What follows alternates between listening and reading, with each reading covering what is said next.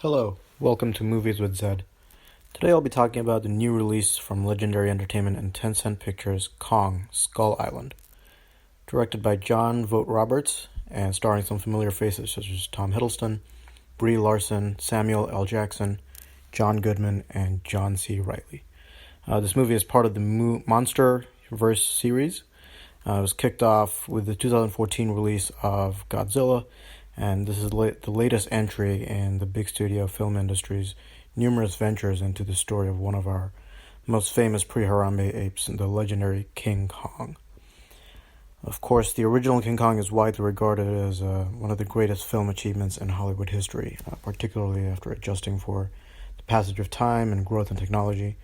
But as you may well know, some of the modern iterations of this giant gorilla have strayed quite far from those origins. So let's see where this one takes us. Kong Skull Island opens with a whirlwind introduction to set up the premise and bring the cast together for their adventure. It wastes little time in telling us much about the characters, and nearly the full extent of this is actually covered in the trailer, so I won't go into details about how they're brought together. Now, this is actually very clearly indicative of a couple things that the rest of the movie follows through with. First, this movie is not so much about the human characters, and there won't be much time to dwell on them or their story. It's actually a major error that you may recall was made by the aforementioned 2014 Godzilla film. They spent a lot of time on a character who was not of much consequence to the story.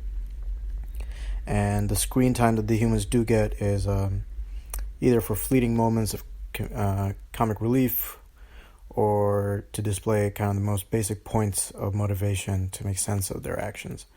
And second, this is the type of movie where the entire plot is actually almost used as a device. The plot exists not as much to tell a story as it does to serve as a delivery vehicle for a monster spectacle.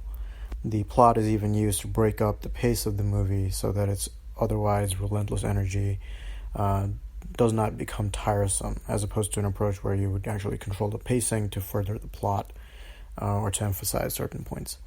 This may sound like a nightmarish mess, but don't be alarmed. It does not play out like the Transformers movie that I just described. The creative team seems to have a pretty good handle of what they're aiming to do here. Their execution is, I would say, intensely efficient. The editing is snappy.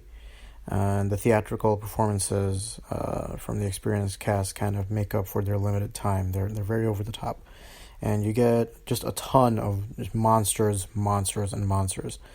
Rest assured, this is not one of those kind of pseudo-suspenseful monster flicks where you leave complaining that you barely got to see the creatures until the third act. Kong is front and center through much of the movie, and there are many other fantastic beasts that accompany Star Ape as well, no relation to J.K. Rowling.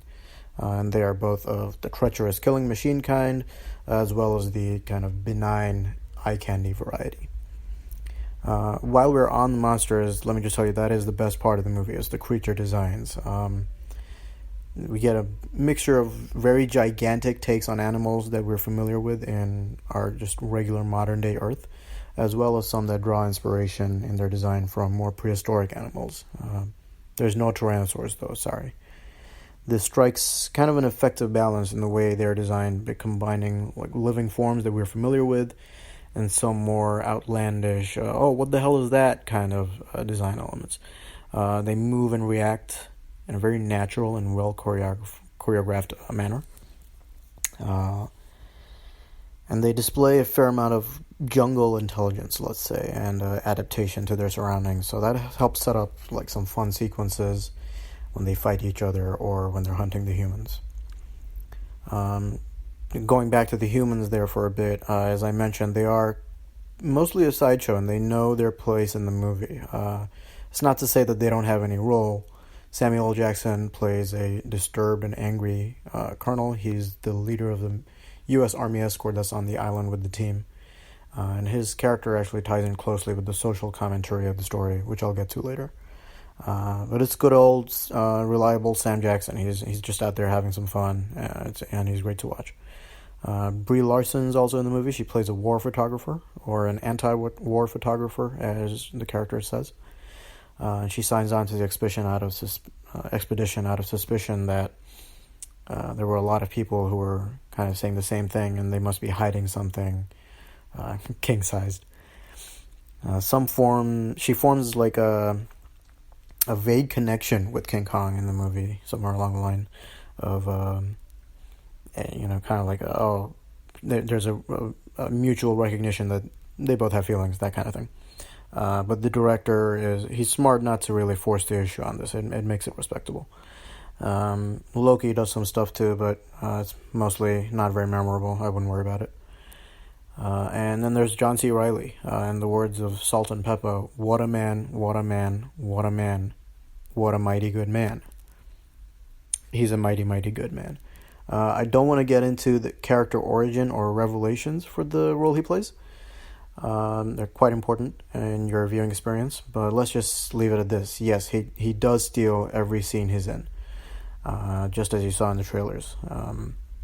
In what feels like a show of almost defiance against the rest of the cast, he really demands that you're at least curious about him, and maybe even that you should care about him. Overall, the humans, they're kind of asked to play it over the top for the time that they do get on screen. And sometimes the filmmaker actually uses this to throw it back on their faces. It gives us a laugh. And there's a particular scene regarding a soldier trying to commit a grenade sacrifice that comes to mind. Look out for that. So these qualities of the monster and the way they move and the way they're created and the humans kind of playing it over the top, they all factor into the general vibe of the movie as well, which is just constantly winking back at you as the audience. It may be received in a couple different ways. You might find it bothersome or tiresome. But you might also appreciate that this is the deal you signed up for with a movie like this. The movie doesn't so much ask you to suspend belief, which is a good thing because I don't think they would get that far in getting you to do so. What it asks instead is that you come in ready and willing to have fun. To the extent that you may even have to make an effort to have fun. Is this a shortcoming? Sure, but it's also measured. It seems like a purposeful feature of the production almost. This approach is also arguably more forgiving to such a CGI-heavy feature film. So you're not as distracted when you kind of consciously register that something looks fake on screen, because you're already outside of that world that they've created and looking in. Don't get me wrong, it's a handsome movie with admirable craft as far as visual effects and production design is concerned. But it's no, say, Mad Max Fury Road or Star Wars The Force Awakens in that it doesn't quite whisk you away to feel like you're in that actual place. In fact, I do distinctly remember being more in awe of the world that Peter Jackson had created in his 2005 King Kong film. Although I'm not sure that would hold up in a side-by-side comparison. That movie is, 12 years old? Yeah, 12 years old now. It's worth noting that Kong Skull Island is, the entire movie is actually somewhat covered by the trailers. The previews included a look at really just most of the major plot points. It included a brief look at all the monsters that make an appearance in the full-length feature film. And they also previewed a large majority of the best bits of action sequences and revealed the most humorous lines of dialogue that provide moments of levity during the movie as well. The opening weekend box office numbers suggest that this was a smart play for the promotional campaign, but as a viewer, some of the fun is certainly diminished by the lack of surprises as you sit through the nearly 2-hour runtime. Now, I know I put aside the plot of the movie earlier, but that isn't to say that there isn't a plot, and that's the last thing I'll touch on now is actually how it's been updated for 2017. I may be getting deeper into spoilers now, so consider stopping here if you haven't watched the film yet. Some of the racial overtones of the classic King Kong tales do remain, except this movie kind of tries to use that for a new take. For example, the tribe of people indigenous to Skull Island, they're not treacherous backstabbers who give up the visitors or sacrifice. They're resourceful and rational, albeit a civilization that is very clearly stuck in the past. I suppose that's reasonable enough, considering they have no access to the outside world. But they are still nameless and really without any individual personality at all. There's no time committed to them in the movie. King Kong still takes to the female human character, but in a decidedly non-obsessive manner. It's without the cruel insinuations of black male hypersexuality of the original King Kong stories. It pushes back on that unspoken fear of interracial sexual relations that was purported in the previous film versions, even in the Peter Jackson version that I mentioned earlier. So there's that, and then the commentary on imperialism has been refurbished as well. In the classic Kong lore, the main driving force of the expedition is to capture Kong and bring him back for personal use, for entertainment, and for profit. But the motivations of the character pushing the expedition in this film, was played by John Goodman, is actually rooted more in curiosity and ambition. He is not quite as sure about what he's getting into, and certainly not as sure about what he wants to get out of it, although presumably prestige and greed are still factors there.